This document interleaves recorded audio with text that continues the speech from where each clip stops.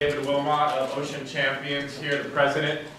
Our students have been working with David for really over a decade, and Ocean Champions is one of my favorite organizations because of its explicit political role and political activism. And with oceans, that's easier said than done. In the big scheme of kind of national politics and big, you poll people of what's important to them and what they vote on, oceans don't usually come up in the top 10. And so getting the ocean agenda in the political kind of crosshairs and making people accountable to it and pushing hard votes, I think is an incredibly challenging endeavor.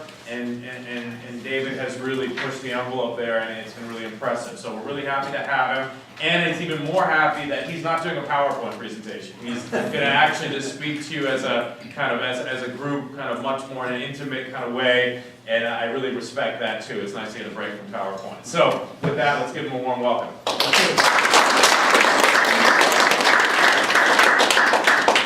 Thank you. It's wonderful to be here with all of you tonight, talking about my favorite subject, politics. Often not everyone's cup of tea, but I like to remind folks that my background is as a PhD scientist. I was trained as an oceanographer, got my PhD down at Scripps Institution of Oceanography, thought I would be the scientist by day, the environmentalist by night.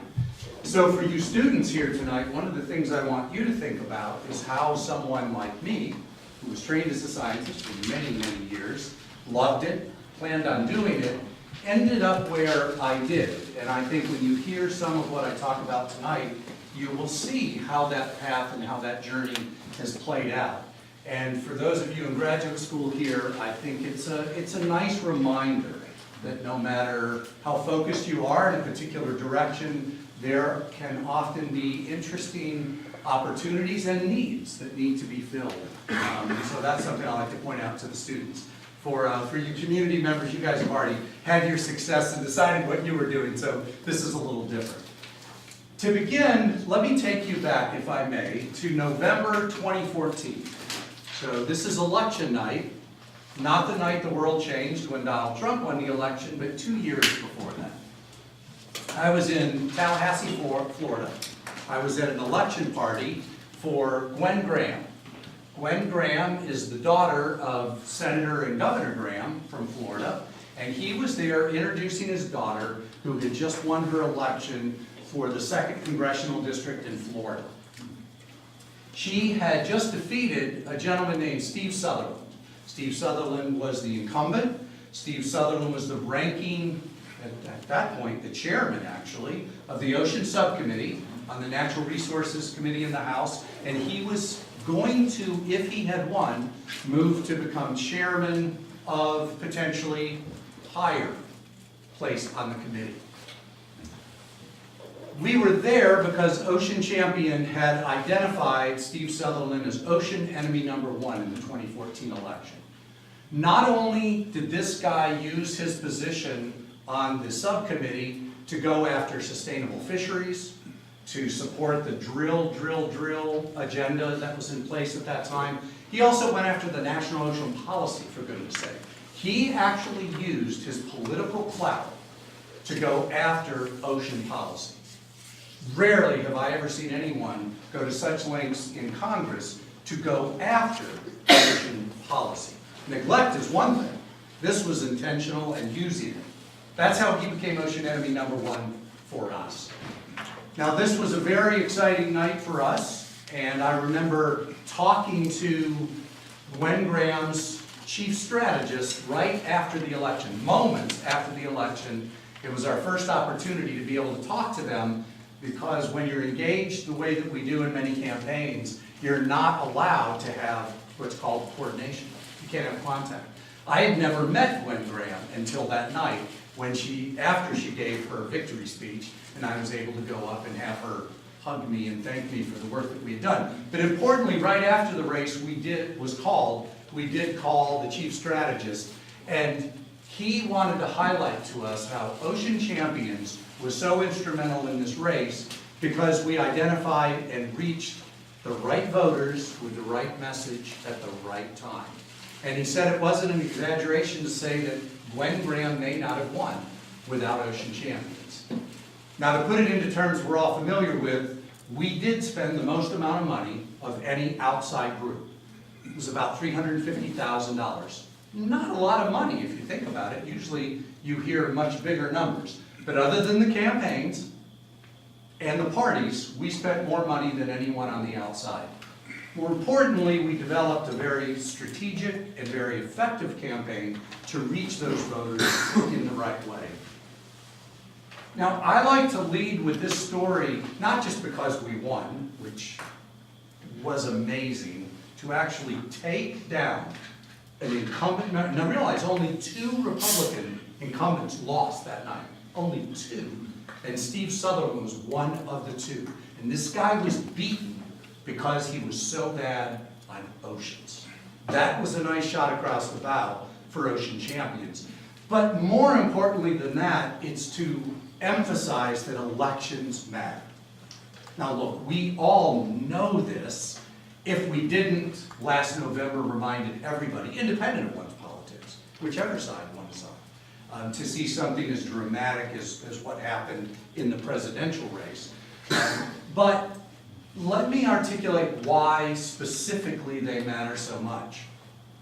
If we expect in a democracy, which we still have, thank goodness, to achieve public policy on issues that we care about, for example, healthy oceans, we're going to have to reward and work with the politicians who are going to be championing these issues. Primarily, that means we have to get them elected and re-elected. Because if they're not in place, they cannot advance the policies, which again, in a democracy, are advanced by our elected officials. And we have to hold the politicians accountable who will destroy the things that we care about. In this case, healthy oceans. How do we do that? We defeat them. We prevent them from getting elected. We're seeing right now, again, independent of your politics, there are people today that are very happy and very unhappy about whether it's tax reform, Obamacare, but who has the control on that public policy right now? It's 435 members of Congress. And again, for all the power of a president, Ocean Champions has always decided to focus on the congressional level, those 435 in the House and 100 in the Senate for a total of 535. So elections matter. That night in 2014, we didn't just defeat Steve Sutherland. We helped 52 members of the House and the Senate get elected.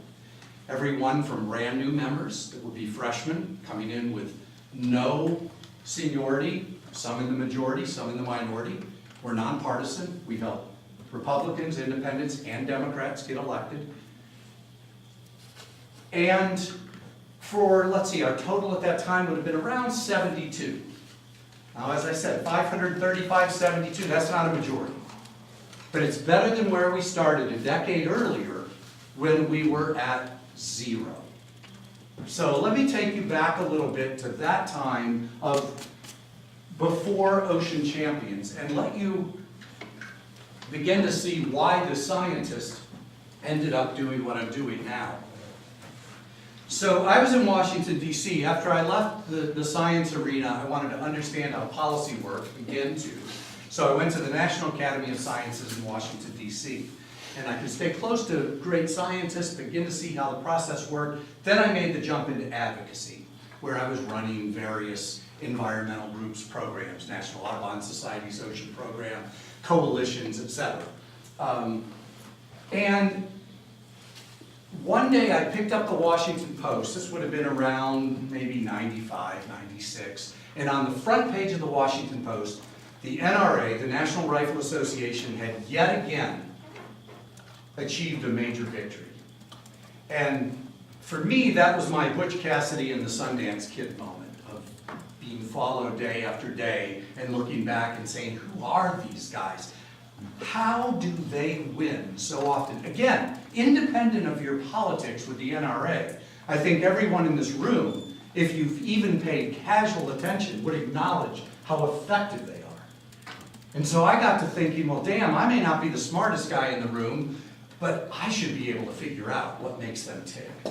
And we're not achieving this on the ocean conservation side. We're not having these types of victories.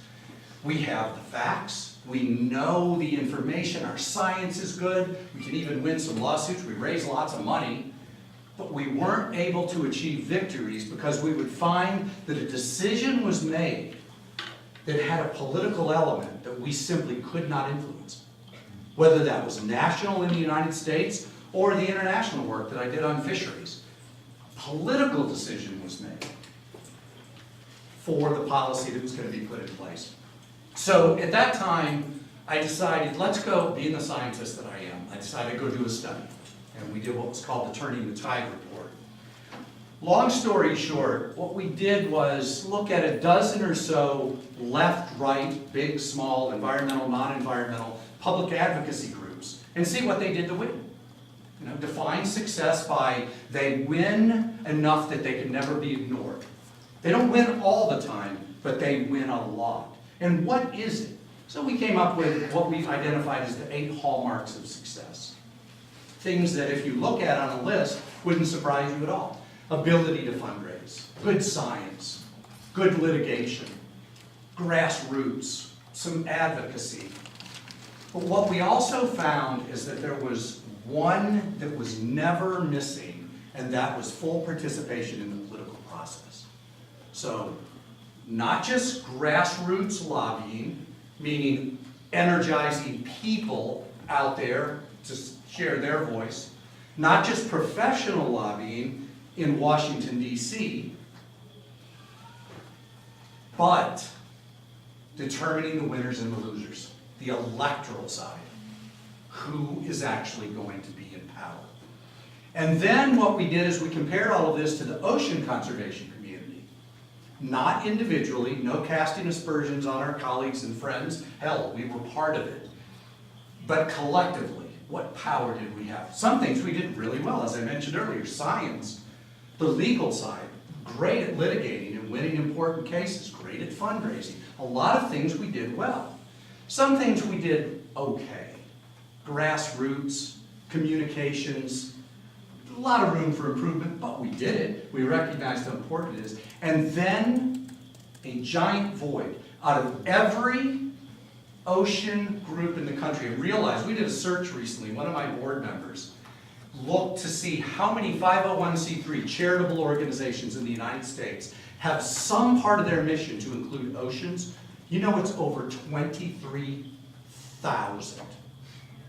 Over 23,000 local, regional, and national groups that have some part of their mission to involve ocean conservation. 0 were engaged in electoral. 0. Not a single PAC, no super PAC, no determining the winners and the losers. As you can imagine from our study, the #1 recommendation was create an independent political organization that will engage in the electoral side. That's Ocean Champions. That's what we started about 14 years ago. And our mission has never wavered since. Our goal is to be as effective as the NRA. We don't play ball like the NRA. NRA is very aggressive and controversial. That's not what we do.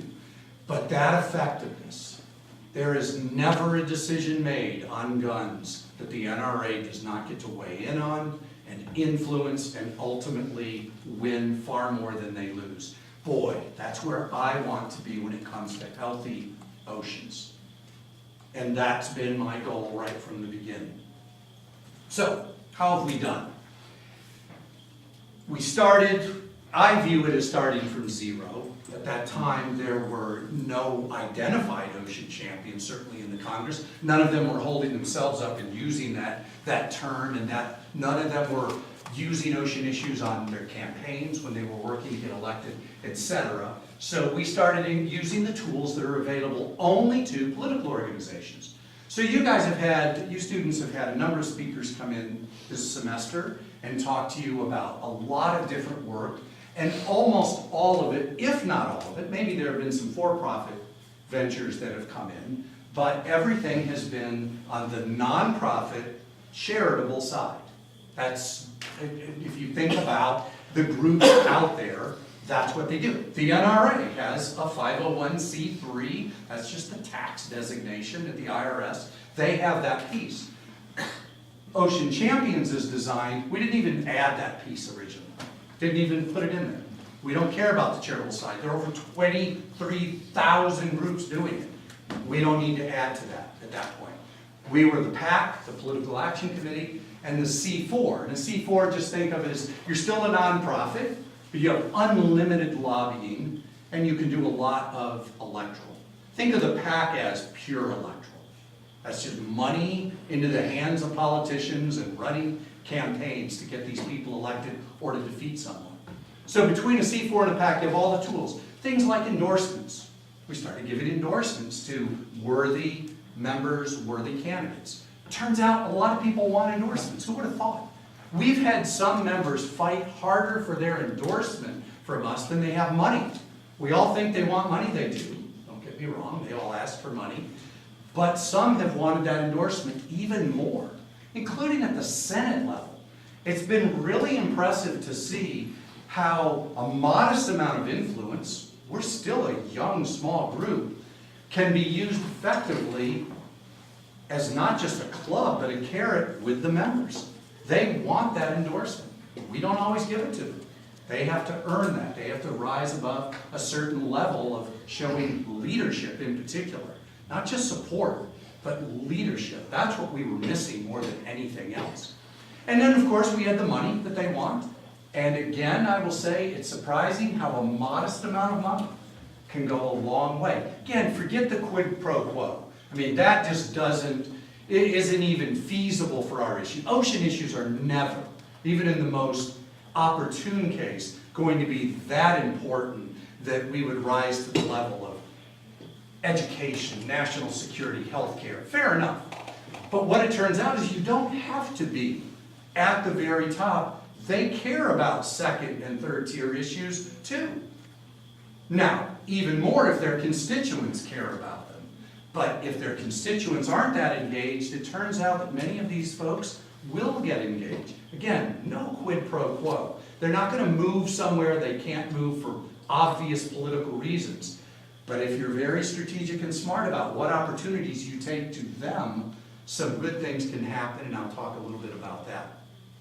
So we use all of our various tools, campaign like we did against the Steve Sutherland.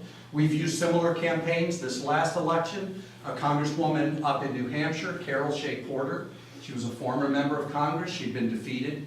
We, again, were the only group that came in that did a national group that came in and did a campaign for her. Didn't spend huge money, $100,000. She won by, what was it, Chris, 2,500 votes or something like that? So she wins by a couple thousand. Now realize, a congressional district, a lot smaller than a state, typically, but it's over 700,000 people. So our congressman here, Jimmy Panetta, great ocean champion. And before him, Sam Farr, amazing ocean champion. And before that, Jimmy's dad, Leon, great man, exclamation point. So we're very fortunate here. But we're talking 700,000 people. She won by 2,000. And we're the only group that came in and ran a campaign for her. Only spent $100,000. Do you think Carol Shea Porter was grateful for what we did? Really grateful. Again, no quid pro quo there. But Carol Shea Porter wants to keep oceans front and center where she can, when she can, and we're there to help her, to guide her, and to do that. So all of this talk about elections mattering, they do, it's only the means to the end. We really don't care about the elected officials other than we want them to do good for ocean policy. The thing we actually care about is achieving good policy. If we could do it with white papers and stacks of information, we wouldn't have any problems. I beat my head against the wall for a good decade before I came to the realization that I did, that we were going to continue to lose until we built the political cloud. Because this idea of the truth will set us free, it's not how, I won't say it's not how politics work, it's not how human nature works. It's just not. For everyone here who is convinced they make rational, logical decisions, I encourage you to dig into the volumes of research that prove otherwise. Drew Weston's book, The Political Brain, the book How We Decide, you name it. There's great pop culture books, there's great scientific research to show we're all far more emotional than we realize when it comes to decision making. That's the part of this that it was the transition difficulty for me as a scientist to accept another white paper, more information, more data, never going to carry the day. I don't know why it was hard for me to accept. Realized I was transitioning out of science into the advocacy arena during the climate change debate. I had all the information I needed right in front of me to prove, beyond a shadow of a doubt, no amount of information was going to change that debate. Never will. It's not about the information. It's not about facts. It's not about right and wrong. It's about attacking people's core values, questioning people's core values. Very, very different set of decision points. Understanding that, we engage in the electoral side happily. I love it, because this is what it takes to win. But what we care about is still the exact same good policy, based on science and facts and information. The things that when you have the right people in power, guess what they want when they're trying to identify a problem and the solution? The data, the facts, the information. They want it. That's what they want when they're going to solve that problem. That's the good news. It's still done the way we would want it to be done. I can't say that every decision is made that way, of course, in Washington. It appears that most aren't. And that's because of compromises that have to be made in any number of things. But I can tell you that when the policies we're trying to achieve, that's still the goal. Now, we have to make compromises often. We're not going to get all that we want in the first bite at the apple. And that's okay too. Because for me, this is about moving as fast as we can, as effectively as we can, to get the policies in place. And when people ask me, are you getting them fast enough? Are we going to save the oceans? I try to encourage people to look at that as, if not the wrong question,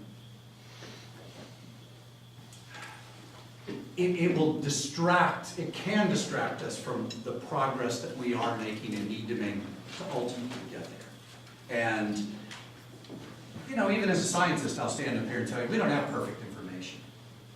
We simply don't. And I can give you many examples of where, you know, imagine you were sitting in 1815 London. Every tree around you was dead. There's nothing alive in the Thames River. And I told you how many more millions of people were going to move into London. Well, and then I asked you to predict what London would look like in 2017. I think we all would admit, we would say it would be beyond a dead cesspool, which is what it was at the time. Go to London right now, that's not what London looks like. A whole variety of reasons we know why it doesn't. And we know there are other problems too. But my point is, I think it's okay for us to accept that we don't know everything going forward. We know enough to act and to get as much as we can, as fast as we can, in good policy. And precautionary policy and those types of things. So have we achieved any legislative victories? That'd be my question if I were sitting out there. And the answer is yes, we actually have. So Ocean Champions, it turns out that early on we found that a number of our champions in Florida were really interested in the problem of harmful algal blooms. Now, many of you out here should be familiar with it. We hear about brown tides, red tides. We hear about whether it's sea lions getting sick or the birds. Actually, of course, Hitchcock's movie, The Birds, was based on this phenomenon, where the birds were actually eating critters that had the toxin that basically disoriented them, and they were crashing into buildings and cars and signs in Capitola Village, right where our offices are. And Hitchcock actually got a copy of the paper and heard about this, and that is what The Birds was based on. So it's a natural phenomenon, these natural blooms, but they have become more frequent, they've become larger, and they lead to dead zones. You might have heard of the dead zone in the Gulf of Mexico that is the size of Connecticut most years. And so think of these dead zones as basically, and these blooms too. So a natural bloom occurs. It usually occurs because of excess nutrients flowing off the land into the water. Not always, that's important to know. And then with the bloom, when the bloom ends, all the algae die and the bacteria come in, eat the algae, suck all the oxygen out of the water. So you can have huge areas that are hypoxic or completely oxygen deficient in their dead zones. So this is actually a big issue. And as you can imagine, it's not a partisan issue. In Maine, you have shellfish fisheries that close. In Texas, you have shellfish fisheries that close. In Santa Cruz, we have surfers that get sick. All over the country, there are various things that are happening to people. So we encouraged our champions to go after this issue. Let's see if we can't make some good progress. Boom. We were able to ultimately, after much work, in a bipartisan manner, pass a bill that was the only standalone ocean conservation bill that passed 2 Congresses ago. Only one. That was it. Now, only a couple hundred bills passed that entire 2-year Congress. Now, this story is important for a couple of reasons. It was a modest win. It didn't solve all of the problems. It was mainly a research. It was driving more money into research. It was driving more money into monitoring, beginning to look at prevention, etc. So let me give you a couple of stories that again, kind of, I think, show why these things matter. One of our biggest champions on this was James Inhofe. James Inhofe, for anyone who is familiar, is the biggest climate denier in the Senate. He's the guy who picked up the snowball and took it in 2 winters ago and threw it in the Senate chambers as proof there is no global warming. Senator Inhofe is from Oklahoma, and he's a Neanderthal on the issue of climate, no doubt about it. Senator Inhofe, about almost 10 years ago, went swimming in a lake in Oklahoma and almost died from an infection from an algal bloom. Changed his perspective quite a bit. He absolutely wanted this bill to be changed. He also doesn't believe most blooms are the result of excess nutrients from farming. He doesn't believe it. It's fine with me. I don't care what he believes. I'm confident that the data will show us what it shows, and then we'll adjust policies accordingly. He just wanted good data, and he didn't want it to be manipulated so that it could go to certain universities and not others. Again, nothing to argue with. This is all great. So we had Senator Inhofe open the door for us to go into all of the Neanderthal conservative senators who hate climate change and hate the environment. But on this issue, all we had to do was walk in and say, Senator Inhofe wants this bill passed. Oh, and by the way, he's going to give us $5 million more to bump it up to $20 million from a year, from 15. Boom. We got it. The other thing that's really exciting about this, what does it really mean on the ground? As I say, it doesn't solve all of our problems. But you might remember 2 years ago, the crab fishery was closed for a couple of months, remember? The money that was used for the research on that bloom and others like it came from this program. The monitoring that was done that found that the bloom occurred and that the crab fishery needed to be closed came from this bill. And of course, while it's unfortunate we had to close it, that's an impact on the fishermen, not a single person got sick. So we are achieving policy in ways like this, bipartisan. We had Lamar Smith. If Inhofe is the Neanderthal in the Senate, Lamar Smith, the chairman of the Science Committee in the House, he's the one who has fought against, he tried to subpoena the NOAA scientists. It was absurd and ugly. We had him stand up on the floor, full floor of the House, 435 colleagues, telling them how important it was to pass this bill on harmful algal blooms, this terrible problem, this scourge on our coastlines. These things can often be done bipartisan. Again, we're not naive. If we were trying to deal with climate change, this would be a separate issue. That's one of the many. We've won victories on other things that we've played a critical role in that we're very proud of. I feel that the way I would describe it is, and then I'll end because I really hope there are a lot of questions. I try to be provocative enough to get get folks thinking about what's wrong with this model or can be wrong with it. But the way I would describe it is, by doing what we do, we create a new type of relationship with these members. So we're not coming to them just as an advocate, just as someone who wants them to do the right thing for the right reasons, but rather we've made a commitment to them. We've helped them in ways that are meaningful to them, helping them get votes, helping them raise money, in many cases giving them money, helping them get good PR and media in their district with their constituents. Because realize, if these members know one thing, do remember, they do know how to gauge where their constituents are at home. James Inhofe isn't out in left field on climate change because of any reason other than that's where his constituency is in Oklahoma.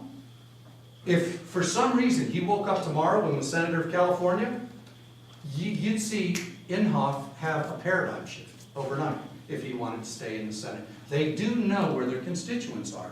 So by doing what we do and helping them in ways that are meaningful to them, we are allowed to have a different type of relationship. And then if we're smart, if we pick issues that allow them to achieve victory, that can lead us even farther. So when we passed this harmful alcohol bloom bill in the Senate, the champion in the Senate was Senator Portman from Ohio.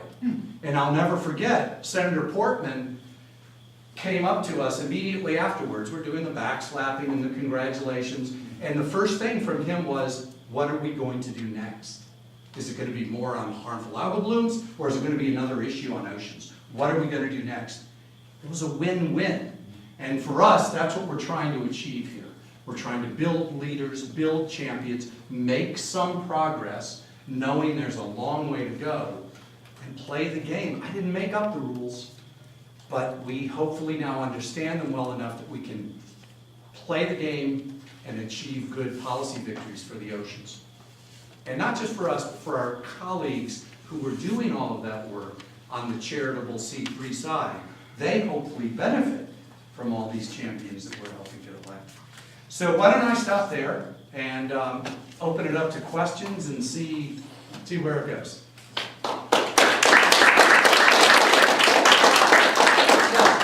As this is an international policy institution, we have our own governor, Jerry Brown, going to Europe and asking in the Bonn conference, everybody come to San Francisco for a big party in June of next year in San Francisco.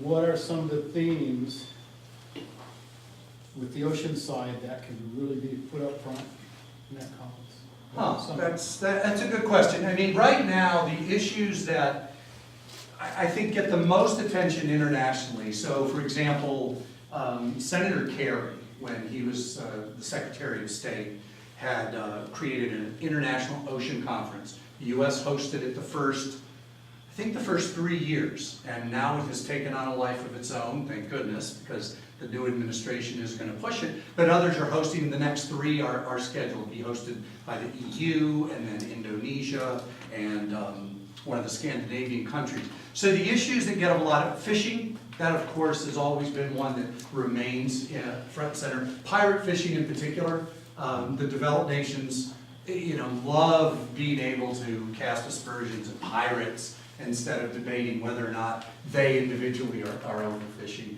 The plastic issue has been great. At the last conference that Secretary Kerry had, there were, oh goodness, if I recall, 5 or 6 nations had banned plastic bags and were announcing it there very proudly. So I think, of course, climate and the rest of the world is right on target. Syria signed the Paris Agreement, so the United States is the only country in the world, including countries such as Syria and Yemen. It's just absurd that we're not part of it. So that plays very well internationally, and of course with the Europeans. Some of the others, issues like harmful algal blooms, it turns out, is understood to be very important around the world. Dead zones and hypoxic zones are a huge problem for virtually every nation. And these things are growing at an unprecedented rate. And then I think there are a number of other issues, marine protected areas. That's in the news here a lot, of course, through the, what are called monuments. That's the Antiquities Act, that the president is allowed to protect areas without congressional approval. Obama put a couple additional, he made the Pacific Monument, which is the Northwest Hawaiian Islands and beyond, the largest in the world at that time with the expansion. And then he created the first ever monument for the US, no, of any country in the Atlantic.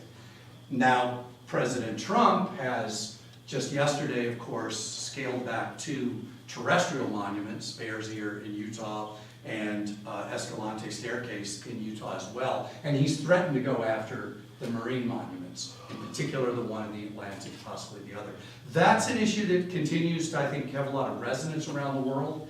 The developing nations and island states are very big on that issue and have done much, much more. But it turns out, of course, as we all know, a lot of the European countries and others still kept tiny little places after their colonization days were long over. And so it's kind of interesting. And they have a lot of EEZ around some of these islands. And so you often will see these individual countries. Yes, France is part of the EU in negotiations, but France also gets a seat at the table because they have Caribbean nations that are under their jurisdiction as France, not the EU. So that's an interesting piece. Those are the ones that come to mind right off the top. Ocean acidification? Of course, yeah. Acidification is a great issue because that can be talked about without talking about climate. And it's interesting. Of course, we understand the relationship, but one doesn't need global warming to have acidification. So therefore, if people are comfortable not talking about one side of it, a lot of Republicans, again, are interested because they're seeing the problems on their coastline. So yeah, great, yeah, it's good. And I'm sure I'm forgetting a couple of others. Yeah, so I love the fact that, you work with Inhofe and some of these others who are kind of at the top of the Neanderthal list. But how do you think more strategically, because if we're going to be honest about it, any Democrat in their place would be an improvement for the ocean. So if you took a Democrat, Sure. So Inhofe does a good thing for you, and now he's kind of on the good list. But when it comes to elections, any Democrat that would replace him would be way better for the oceans. How do you try to maintain this kind of nonpartisan when we're in this room, we can be honest, it's clear that one group is way better for the oceans, not every individual member. But it would be way better if the Democrats were in charge than if the Republicans were. Yeah. I don't think that's arguable. So how do you strategize and maintain the nonpartisan? That's a good point, and it's very hard for us to do because it's easy for us to find Democrats who would rise to the level of champion, who would deserve our endorsement and our money. But we limit that. So when I said we only had 72, you're probably thinking, oh my God, the California delegation almost has that many Democrats in it who would be deserving. We try to hold back on a lot of the incredibly obvious liberal Democrats that really don't have much interest in this issue, or their constituents don't. And the flip side is we try to work very hard with Republicans and independents who do. So that would be, in particular, coastal districts on the House, and in the Senate, the coastal states, which there are a lot, including the Great Lakes. I mean, the Great Lakes are considered part of the oceans, if you will, under federal law and how we manage them with the Coastal Zone Management Act and a whole number of things. So that gives us a fair number of opportunities. The challenge really, an Inhofe will never lose in Oklahoma. So we have no reason to challenge an Inhofe. We could endorse his opponent. It would be a waste of time and show we don't know what we're doing. Flip side is he's never going to deserve an endorsement, even doing what he did on a bill. So those are just kind of sitting there. They are too big for us, the reality. Only in a giant wave election, or when the country goes through a large change, would we be the beneficiary of that, but we can't create it. So what we have to try to do is find those areas where we can make that difference. So in 16, we stuck with Rob Portman. Rob Portman, now realize the Democrats are trying to take the Senate. Rob Portman was in a close race. A lot of people thought that his opponent, Ted Strickland, could defeat him. Well, Portman had been a true champion. I mean, leading author on a bill that passes, big deal. That takes real political horsepower and political clout and political chips that you play to get it. So we stuck with him. Now, let me tell you, that calculation was twofold. One, he deserved it, and we wanted to show we stick with friends. But two, I didn't think Ted Strickland had a chance of winning, and our political team didn't. And Ted Strickland ended up getting crushed. And in a situation like that, kind of used a third one too. That is, Rob Portman's a really good guy. You know, Rob Portman isn't just loved by Ohioans for the wrong reason. He's a good guy. Yes, he's conservative, but this is a rational, thoughtful guy. We're not embarrassed to be associated with him. Even if we could get an Inhofe, let's say, to go champion our most important ocean bill, there's no way we're going to align with Inhofe, who's so destructive on so many other environmental issues. But being with Rob Portman, we felt we can justify that. I can proudly say we stuck with Rob Portman. Rob Portman's still doing good things. Rob Portman's not someone that we should be embarrassed by. He did fight to get Pruitt in EPA. Other than that, he's done a lot of good things to push back against Trump. God knows what Pruitt, why he thought Pruitt would be good. It's just bizarre. And those are the kind of the things we have to balance. Now let's imagine that Strickland had won, or if Strickland had switched the Senate. That's where we have to be careful, because we worked very closely with the Democratic committee in the House and the Senate, even though we're nonpartisan, for the reason that you state. We know that Democratic leadership is always there for us and will be better for us. So while we can't come out and say our goal is to flip the Senate or the House, we know it's better for the oceans. And we have to be careful. And if we thought we were going to be on the wrong side of the one election that flipped, like right now, look at, let's say Moore loses. Again, I grew up in the South, so I have no hope for Alabamians. I don't know if you folks are from Alabama. But let's say he loses, and you're looking at 51-49. We will go into the 18 election very carefully to not support any Republicans in a really close race that could cause that problem. In the House, it's much easier for us. We stick with our Republicans who are good, but it's easy for us to go after the bad Republicans and pick those races that are going to be, Darrell Issa down in Southern California. Potentially we're looking at Rohrabacher and some of these others. We have no problem sweeping these knuckleheads out. They've been terrible on these issues. Even a guy like Rohrabacher loves to hold up. He's a surfer and he has a surfboard in his office. I don't care if he surfs every day. He's horrible for the oceans. And so it's easy for us to go after them. And the Republican committees, we try to have a relationship with them, but they don't care. They don't want to have that relationship. It's individual member with us. And so, but it's a really important point because we are seen as nonpartisan. And when independent people go up on the Hill and ask about that, turns out they all view us that way. I mean, they get it, that we walk this fine line in terms of integrity and honesty and straightforward. We never, shy away when we endorse someone. We also never shy away when we're against. And we've maintained that relationship, and it matters. Because look, right now, Republicans control everything. If you want to get anything done, they control everything. So we're moving another harmful algal bloom bill right now. Right now it's held up, I'll just share with you, nobody knows this. It's held up right now in the House because of the Florida Republican delegation, and it has nothing to do with harmful algal blooms.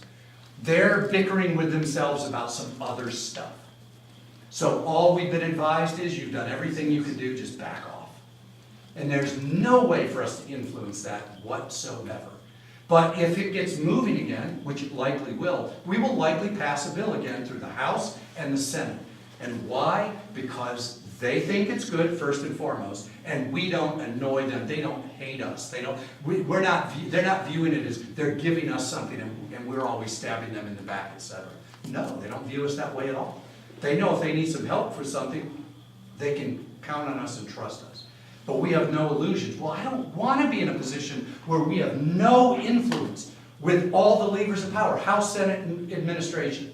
That is no place to be. And that's where the environmental community is, because the environmental community politically has moved completely to the progressive Democratic side. Justified, don't get me wrong. But if we can avoid doing that on the ocean side, our little niche, we're better served doing it. So we're trying. That's why we do not engage in the presidential. Because the presidential's partisan. There are two choices. I don't care what other people are on the ballot. There are two choices, the only two that matter, Democrat, Republican. Well, guess what? The Democrat is always going to be better on our issues, therefore we're a Democratic group. And it kills you. It just kills you with the Republicans. They're not fooled because the League of Conservation Voters, which is a group I think is amazing, and so they'll endorse a few Republicans. It doesn't fool anybody on the Republican side. Now again, I'm not arguing that they shouldn't do that, but our issues on oceans are a little different than the green issues. Realize ocean issues and green issues are truly viewed as very different. They really are. Yes? I got two quick questions. Is there a way that algal blooms are rated or acknowledged as being X number of square miles or level of toxicity? How do you know that you have a whopper or just a big baby kind of thing? What's the nomenclature? And when someone becomes an expert in any aspect of conservation, can you assume that that expert has 20 people helping him, or 220, or what does the rest of the iceberg look like? On the first question, we have okay monitoring on harmful algal blooms, and NOAA, we keep a map. We try to keep our map very updated. I don't know that they're rated like hurricanes or tornadoes. I don't believe so. I've never seen anything like that. It's the size of Connecticut, the dead zone. So it's like, holy crap, that's really bad. Can't be good to have a dead zone the size of the state in New England, So that's kind of the level that we're at. We'll read in the paper here that there's a bloom going on, and they'll say it's, normal size, normal duration. That means it's likely in one part of the bay, not the entire bay, or it's bigger than normal. And not sure I understood the second question of if one person is an expert doing work. If he's made a name for himself, can you assume that there's 300 people helping him doing all the sub-research? Oh, goodness, no. I mean, even the great research labs are tiny.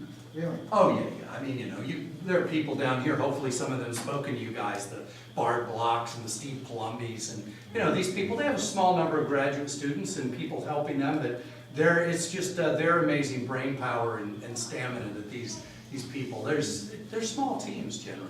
Even NOAA, NOAA's, so the harmful algal bloom program, we had to dig and find where one of the things our law did was bring it under one program so that everyone would coordinate and understand, because it was all dispersed. We had to look and dig, and that's where we found it was $14 million a year in about 80 different places. So at least we were able to bring it all together, one program, NOAA coordinates it. Yeah. Say if you're trying to woo somebody that's on the fence, either a candidate or already a member, can you talk a little bit about how you engage core values rather than facts? Yeah, that's a great question. We are incredibly pragmatic when it comes to this issue. And what I mean by that is, take Jimmy Panetta. Jimmy Panetta is already a wonderful young congressman. He's going to be great. He's in an area that's very liberal. That allows him to have very liberal positions without a whole lot of risk. But let's take an issue like agriculture, where you have Salinas Valley and you have a national marine sanctuary. This is the type of thing where Jimmy Panetta is going to have to balance some very difficult, the way that Sam Farr did and the way that Leon's did before that. The way I view it is we try to get to these folks and understand what their political reality is. So often the role that we try to serve, when the National Marine Monuments are a good example. So the monuments in the Atlantic, believe it or not, a couple of the very liberal Democratic senators in New England were opposing Obama on putting them in place. You're thinking, wait a minute, come on, Ed Markey from Massachusetts, Sheldon Whitehouse from Rhode Island, these are hardcore liberals and great environmentalists, just fantastic. Well, it turns out that they both have strong fishery interests, commercial fishing interests, that are not the most enlightened group in the world, and it's real. And so the role we tried to play is, it was pretty clear to us that Sheldon Whitehouse and Ed Markey had specific reasons that they had come to where they were. We tried to understand what those were, have them tell us, and share that with our community so that people understood. And then, just to be completely blunt, we realized and were told Obama was going to do it anyway. So we tried to tell our community, relax. Who cares? But often environmentalists get to the point where we don't only want you to agree with us, we want you to agree with us for our reasons. And we don't want to just win. We want to then go back and punish everybody who wasn't with us. If you can imagine, after Obama put the monument in place, first ever in the Atlantic, very controversial, we had groups come to us, ocean conservation groups, and say, we want you to pull Sheldon Whitehouse's endorsement. We want you to pull Ed Markey's endorsement. It's like, that would be, it would show we knew nothing about politics. Nothing. So for us, we are unbelievably pragmatic. Now, it would have been different if Obama told us, you have to have Markey and Whitehouse. If you do not get those two on board, we cannot do it. In that case, we would have gone to them, shared that message, and said, what do you need? What can we do to help? We aren't big enough and powerful enough to bring the stick. It's almost always going to be a carrot. Having said that, we have pulled our endorsement from certain Democratic members and not gone back because they wouldn't do the right thing. In that case, though, we felt that they didn't have a good enough reason and could. But generally, we know we can't force them into something. So first off, we try to understand why they are where they are, what can be changed, what can we help them with, what can we do to navigate it if they're going to be in the wrong side on it. And while you could say, well, God, that's not a very NRA-like approach, until you have real power and real clout, in my mind, it's all about the carrot and, oh yes, we go after a Sutherland, and we're going to have, Darrell Issa will probably be our ocean enemy, and those things are fun and they're important, but at the end of the day, we can't survive without a Sheldon Whitehouse and an Ed Markey, and guess what? They can't always be perfect, and that's okay. It's not ideal. We could have lost a monument in the Atlantic. But would that have really, hell, we're going to probably lose it anyway if the law, if it turns out that a president has the right under, the legal authority under the Antiquities Act to reduce a monument, we'll probably lose the one in the Atlantic. Because there are a lot of people who don't like it. And we still are a democracy. And I may think that Obama was right, that Trump was wrong. And maybe I could even think that if Sheldon Whitehouse and Ed Markey weren't strong enough leaders, but the reality is there were important people pushing back, and they're still pushing back. Well, if we lose that one, to me, that's a legitimate loss in a democracy.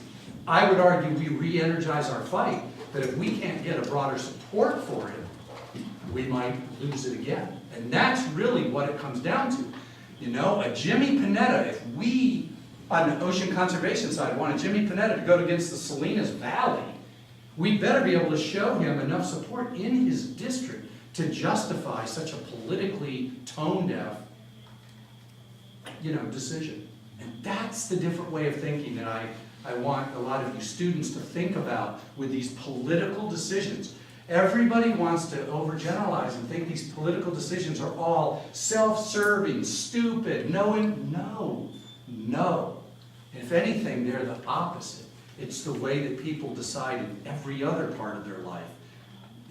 Even when you're going to buy your car, you're not stacking up your white papers the way you think you are to get there.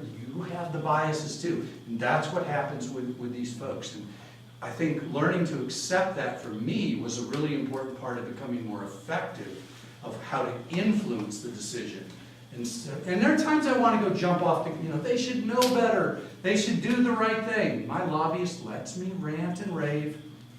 And he pulls me back from the edge of the cliff and says, "You're right, Dave, it's hopeless. Now let's get back to work." Yeah.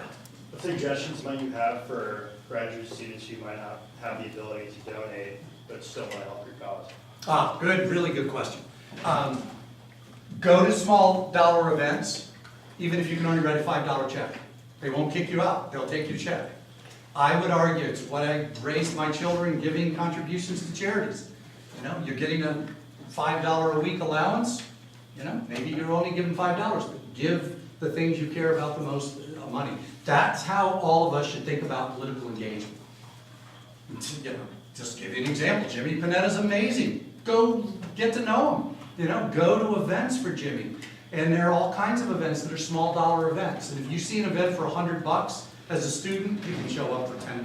What are they going to do? Look like an idiot and throw you out? Come on. You're there for the right reasons and you're trying to be supportive. Obviously, if you have extra time and can engage with someone who really excites you, but only work for people who you really believe in. That's all you should do. You shouldn't go work for somebody just because of their party or just because they need to win. No. Find the people who you really care about. But I do encourage everyone, give money. No matter how tiny it is. Seriously, you can write $5 checks, and those things add up for these members as well. And we're trying to do this in the ocean community with young professionals. So in Washington, D.C., we're trying to get the people who work at the Ocean Conservancy and Oceana, all these folks to show up so we would have 100 people come, and they each write a $25 check. These members, I can have a big dollar event. I can go get my rich donors to write them a $1,000 check, and they love it. But imagine if I could get 100 people to show up at an event, and the member would say, "What the hell is going on?" And he'd look at it and say, "Tell me why you're all here. What is this about?" It would represent something different. Because you can't fake that. That's real. That's what Donald Trump was able to energize, whether we like it or not. When he was telling pollsters, "You're not picking up the vibe at my events. You're missing something." Our pollsters were missing something. That was real. That was happening. That's what you want to be part of. And that's why you go to these things. And it's not, don't feel like you need to have a question to ask or a position to ask. Screw all that. That's not the time for it. Even when I go to write a big check at events, we don't do that. That's about relationship building and getting to know them. As I'm leaving, I say, "Oh, by the way, I want a meeting with your chief of staff." They're like, "Oh yeah, call him tomorrow morning." Boom. I just tell him, "Hey, I was at an event for your boss last night. He said to come and see you." Boom. I go in and see the chief of staff. I don't waste any time at the event. You go have fun and build a relationship with him or her and the people there. I encourage everybody to do this. Again, only if you like them. If they're not a good person, screw it. So I'm stuck in a bad district. Maybe I'll go to the opponent next time. They should earn your respect and appreciation, and then your hard-earned money and potentially your effort. They should earn it. Again, we're very fortunate here. I know I go on, but really think about it. Leon Panetta, Sam Farr, Jimmy Panetta now. God, it's wonderful. We're very, very fortunate. On any issue you could think of, I think. Sam would get on the sideways with an issue, maybe one or two issues out of the thousands. Yeah. Do you ever focus in on gubernatorial campaigns? We have a little bit. We're structured so that we can do state and local, and we would love to. It's a capacity issue. We feel that with our limited capacity, the most important, biggest bang for the buck is at the federal level. But yes, we have, certainly in Oregon, we were involved in that race. In South Carolina, we got involved in that race. Again, South Carolina Republican who was pro-climate and anti-drilling, oil drilling. He's the guy who went on the Appalachian Trail hike with his mistress from South America. But he's a congressman now, and he's one of our champions, believe it or not. Very conservative guy in a lot of ways, but he's a coastal guy who, he gets it. He doesn't buy into a lot of the nonsense that he hears and calls a spade a spade. He's still good on climate and He's against offshore drilling off of South Carolina. Again, I love people like that make me more excited than, you know, a liberal Democrat from San Francisco. It's like, again, that's easy for you. I love these people who are going against their masses. You know, a guy in South Carolina saying, thumbs up, we're going to deal with climate, we're not going to drill off our coast. That shows, to me, character and values. I love that. Again, I mean, I love our folks up in San Francisco, but what could they do that their people wouldn't love? You know, what could Pelosi do that somebody in her district wouldn't love? It's just, that doesn't show any real effort. That's why we don't endorse people like that.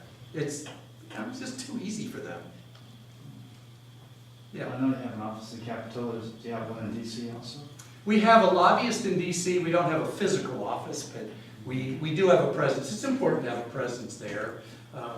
One of the reasons that we don't do more on the state level is the way that it works, as I've tried to describe, is you do this electoral work, you already have a relationship often with these folks for a year plus before they even win if they're brand new.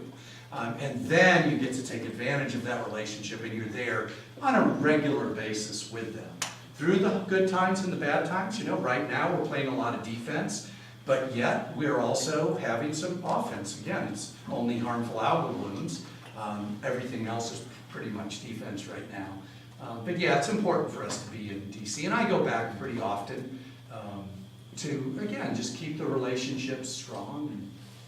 And it's all about relationships. I mean, kids, not you all young kids, but I mean, you guys just have to know it is about relationships. Everything, anything. I wish when I was getting my PhD there'd been a little more focus on people and relationships and not just data and information.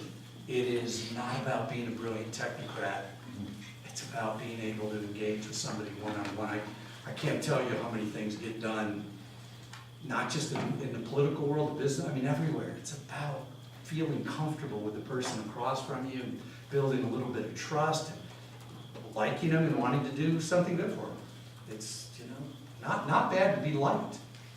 Environmentalists can learn something from that, I'm telling you. We don't usually try so hard, but we try really hard to be liked. We want these folks to like us, to want us to be in there, to, you know, whether it's an endorsement or working on a bill, we want them to respect us, but we want them to like us just as much.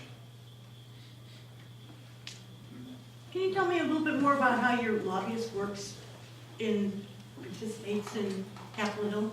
Yeah, so our lobbyist is a longtime lobbyist, worked for a couple of members of Congress, very high levels. He worked for Senator Leahy when Leahy was chairman of a couple of different committees.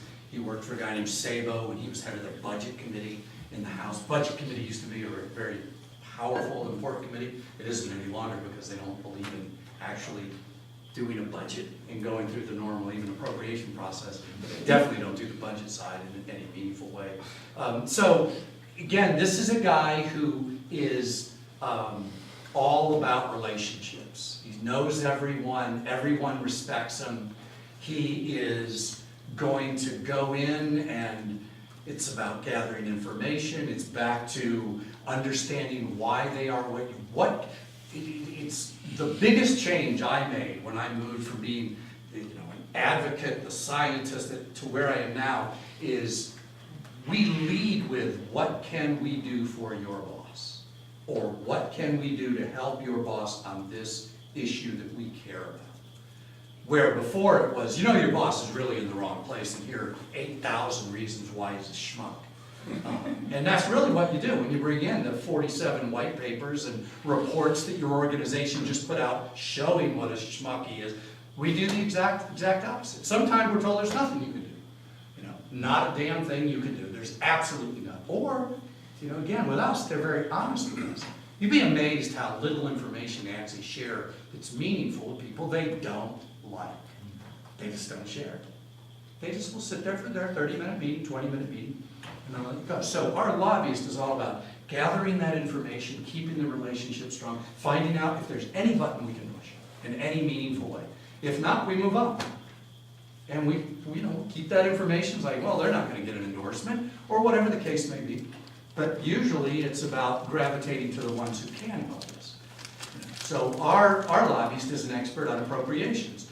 Well, appropriations may be a nightmare, and it may be different than it was before and all of this, but guess what? Federal government still spends just a little bit of money. And we go in there very quietly behind the scenes every day to make sure that the best programs that we care about for the oceans are still getting money. 10 million here, 5 million there, and again, this is on the Republican side, because the Republicans are the ones in control. So almost all the appropriations work that we do is with the Republican staffers for the Republican chair. Now, Leahy's the ranking member on the Democratic side. Obviously, our lobbyist has a great relationship there. So back to this just real pragmatic, what can we do, if anything? We don't kid ourselves about it. Again, if you're the NRA, you can play ball a little differently, but I'd argue the NRA pretty much does it the same way. NRA doesn't go in threatening to defeat members of Congress, and that is not how they generally play ball. I know a number of the folks who lobbied for the NRA. They're the most personable, unbelievable, members love them. They don't go in threatening, and we definitely, don't. And they know where we are. We don't have to. Well, they know when we're disappointed. It's like, man, love to get your boss in the right place on this, and there's like, no way. There's no way. Leadership would beat them to death, or our constituents hate this issue, or whatever the case may be. Yeah. What's your stance on the Arctic Ocean? Because you read in articles that it's shrinking, big icebergs going off. Russia especially is trying to do for minerals. The cruise ships just went through the Northwest Passage. Yeah. And the potential drilling up there, more drilling. How are you involved with that? Yeah. The Arctic's a very important issue for anybody who cares about the oceans, or the planet for that matter. We haven't been, I wouldn't say that we're not involved in it. There's a lot of moving parts there, because of what else is there, a lot of the environmental, the green political groups are engaged. And so there's less of a role. So like on climate change, we don't play a big role directly on climate change. We don't feel we need to. LCV and Sierra, these organizations that have big political, we spend about $500,000 in election. LCV last cycle, I think, spent $40 million. That's the level LCV has gotten to. And climate is their #1 issue. And of course, the Arctic is part of that. So this is why I say we can do a lot with a small amount of money. But where other groups are taking care of these things, there may not always be a role for us. If we were as big as them when we get to that point, sure, we'd just be there with them. And then the way you do it is you just divvy up who's going to do what in a campaign. And a lot of the big ocean groups, Ocean Conservancy and Oceana, are big in the work in the Arctic. Everyone should be very concerned about the Arctic because you're looking at a situation where change is happening faster than we anticipated. The change could be dramatic ecologically, not to mention in every other way. And the United States is playing with one hand tied behind our back because we have never ratified the Law of the Sea Agreement. Again, this was an international agreement that was put in place decades ago. It has entered into force because enough nations have ratified it. The United States has never been able to agree. We've had Democratic presidents, Republican presidents, you name it, have tried to get this thing passed. But we have a few senators, conservative Republican senators, who will not let it go. Why does that matter? Well, because the Law of the Sea Treaty determines what you're able to do underneath in terms of drilling, mining, etc. And Russia in particular is all over the Arctic. And we don't have a seat at the table in the same way. It's absurd. From just a national security, anything to protect business interests, etc. And everyone agrees, except a handful of senators. This is totally undemocratic that they are holding this up. I mean, the Foreign Relations Council is for this. I mean, very conservative entities are. President Bush tried to get it passed, for God's sake. Couldn't get these black helicopter, maniacs in the Senate to get away from it. It's wild. That is really one of the most ridiculous, that's worse than the Paris Agreement in my mind, because the Paris Agreement's gonna go forward without us. We're hurting the planet ourselves in a different way. I mean, this is really playing with your hands tied behind your back in the Arctic, where our businesses and that, we could get to go up there and do things in a better way. Not to mention ecologically, it's likely headed for a bad situation.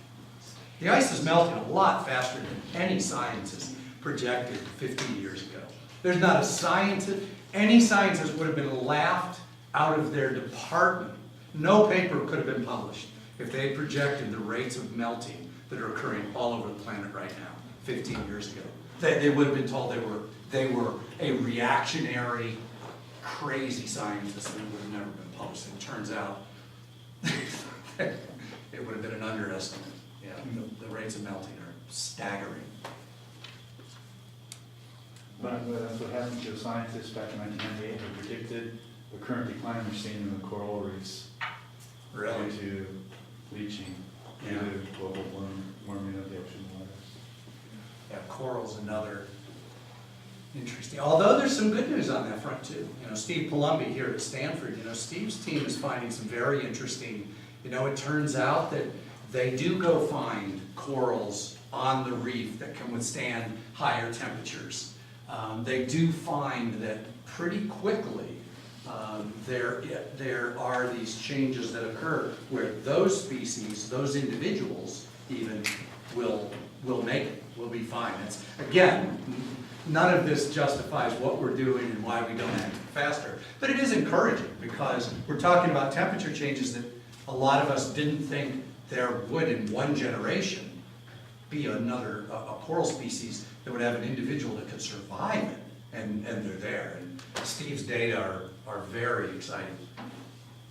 We have one more question, but You, at the beginning of your speech, you said a few things that made me think about this cognitive linguist, George Lakoff.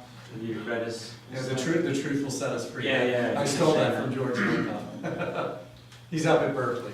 His main idea is that there's actually like structures in our brains based off of language that trigger responses. Like our objective is to come up with framing that triggers positive responses in both conservative and liberal minds to get action on a certain issue.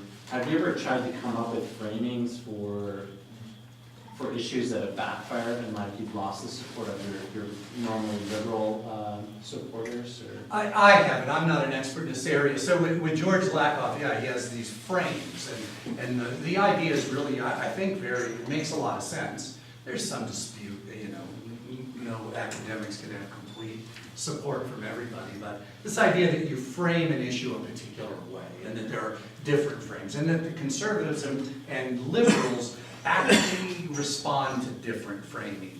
And, you know, I certainly have seen enough, I think, to believe there's an aspect of that works.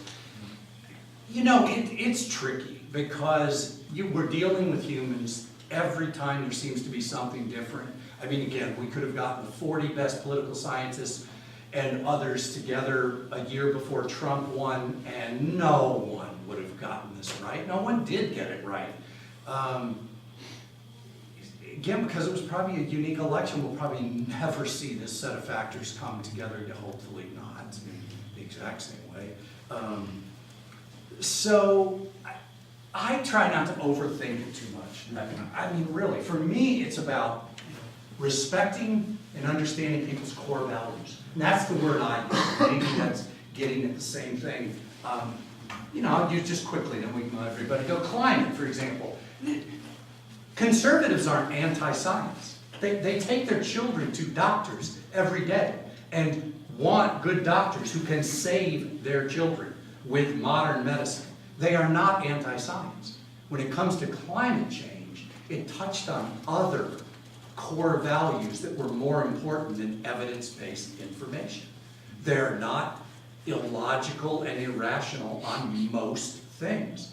But on that, in general, because of their religious beliefs, because of their small government beliefs, because of their government overreach beliefs, their opposition to government regulation, those core values overrode the rational, logical, again, the way that any of us who buy certain types of cars do every day too. Because we certainly didn't go look at the repair records, you know, in Consumer Reports, because I see an awful lot of smart people driving a lot of stupid cars around. So we all do it, but in this case, that's what's happening. So that's why I try to take it to core values and respecting the core values. So when I look at a conservative who believes that they believe that, I don't take it for more than it is. They are not going to be anti-science necessarily, or even anti-government regulation on every issue. Again, keep your damn hands off my Medicare, you know, as they're opposing Obamacare and government intervention in healthcare. You know, we all got the nonsense of that, but they didn't. So those are the opportunities I think that we look for. I mean, I can tell you right now, on climate, we will have federal policy that is in line with what should be done within a couple of decades. Could be faster, could be a little longer. It will happen. Now, those core values on the other side are not going to change, but how they view what is happening. Just the way conservative senators just agreed to a tax bill that will raise the deficit $1 trillion to $1.5 trillion. But 10 years ago, when the Tea Party was created, their number one fear in the world was the deficit. Now, how did that change? Their core value, they frame it differently in their mind. They see it differently. So, to me, it is about, you do have to try to keep respect for where they're coming from and not just write it off. They're an idiot, they're anti-science, they're irrational. There's nowhere to go with that. If one goes down that, there's no negotiation, and they're there, and they're not going anywhere. I can promise you, Oklahoma is not going to elect anyone any better anytime soon, no matter what happens to Senator Inhofe.